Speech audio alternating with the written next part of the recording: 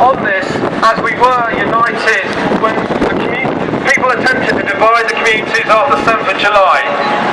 Can I firstly begin by giving my deepest condolence to the family of Lee Redbury after such a brutal attack on the streets. That is something we can never tolerate on the streets of London. But what we can't also tolerate from the jihadists and the fascists of the EDLs is a religious war.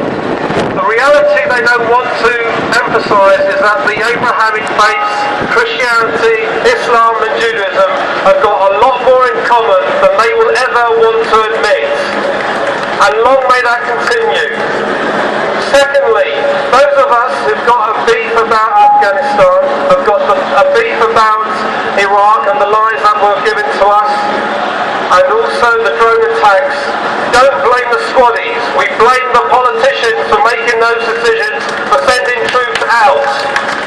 So that's why I can stand here and be sympathetic to the Lee Redbury family and not ever take it out on him for doing what it was asked of him through his contract with the army.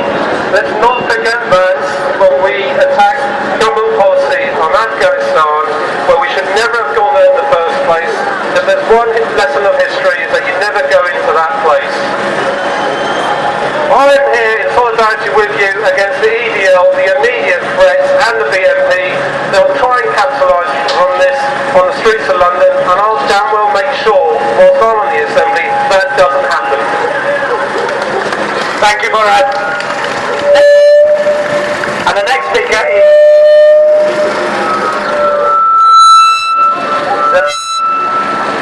The next speaker is Owen Jones.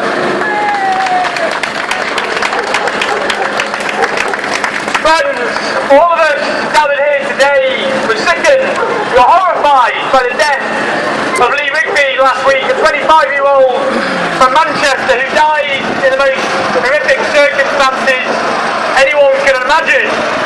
He had a 2-year-old son, a kid who will now grow up without a dad. And what we saw across this country was an outpouring of grief and horror by Christians, Muslims, Sikhs, Jewish people and non-believers. But let's be clear about what's happened since. Racists and fascists have hijacked this brutal atrocity to incite hatred against our Muslim brothers and sisters. And that is why we are here today, because our message is clear. If you attack our Muslim brothers and sisters, we will stand on the streets and we will confront you. And what we have seen, and we've got to be clear about what we've seen since last week, we have seen Muslims insulted, abused and spat at on the streets. We've seen a tidal wave of Islamophobia across social media. Friends, we have seen mosques being attacked. Yesterday in Grimsby, a petrol bomb against a mosque as people were inside. If that is not terrorism, then I don't know what is, friends. And that is why what we're doing here is so important. We've got two messages, two very clear messages. Firstly, to our Muslim brothers and sisters, that when you come under attack, we will stand in solidarity with you. But our second message is unambiguous, and it goes to the English Defence League and the other racists in this country. When you march, we will march against you. When you stand and peddle your racist bigotry, we will stand that down, and we will stand together united as one. But friends, let's be clear, Islamophobia didn't just start last week. Anti-Muslim bigotry has been sweeping both this country and European countries for many, many years now.